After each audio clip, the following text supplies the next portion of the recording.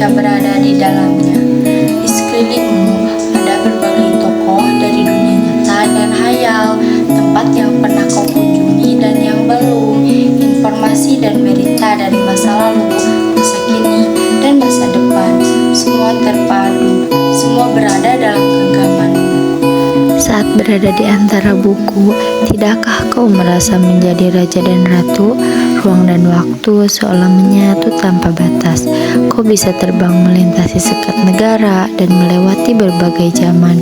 Kau bisa menyelam ke dalam samudera, melayang di angkasa, bercanda dengan aneka satwa, dan berkelana di tengah padatnya kota, juga di rimba raya. Kau tahu, buku adalah jendela dunia, kunci pengetahuan dan pintu wawasan. Muhammad Hatta, sang proklamator, berkata, "Aku rela dipenjara asalkan bersama buku, karena bersama buku aku bebas." Melalui buku, manusia terbebas dari ketidaktahuan. Tempat-tempat yang dipenuhi buku adalah harapan berkembangnya pengetahuan dan wawasan. Apa jadinya kota tanpa buku? Pantaskah dia disebut kota? Di kota itu, mungkin kabar datang dari sumber lain, dari koran, televisi, atau internet.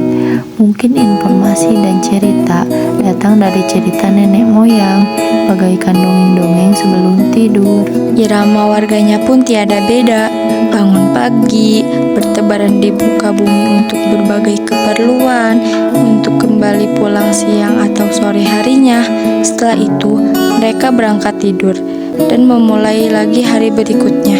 Semua serupa. Di kota itu mungkin ada bangunan bernama perpustakaan. Di dalamnya buku-buku berderet dalam rak yang tak terjamah. Tiada tangan meraih dan membuka halaman demi halaman dengan sukacita. Mungkin juga ada tumpukan buku di sudut-sudut sekolah yang sepi dan berdebu. Jarang dikunjungi, jarang dibaca. Buku-buku di sana terombok tanpa nyawa. Bagaimana dengan kotamu? Mungkin kamu tinggal di tengah kota yang megah, di gang sempit, atau di desa terpencil, di pesisir, atau di bawah gunung. Adakah perpustakaan, taman bacaan, atau toko buku yang dekat di rumahmu? Jika ada, apakah tempat itu menjadi wadah berkumpulnya anak-anak dan warga? Menjadi pusat berkembangnya wawasan dan pengetahuan? Atau hanya menjadi pajangan? Maukah kau menjadi orang yang menghidupinya? Kau bisa mengunjunginya dan mengajak teman-teman membaca dan berbagi cerita di sana. Jadikan tempat itu sebagai sumber kegembiraan dan pengetahuan. Jika tempat itu belum ada, maukah kau menjadi orang yang menghadirkannya? Kau bisa mulai dari sebuah sudut di teras rumahmu. Ajak temanmu memulai langkah baru. Jangan biarkan waktu berlalu tanpa buku. Siapapun dirimu, bersahabatlah dengan buku.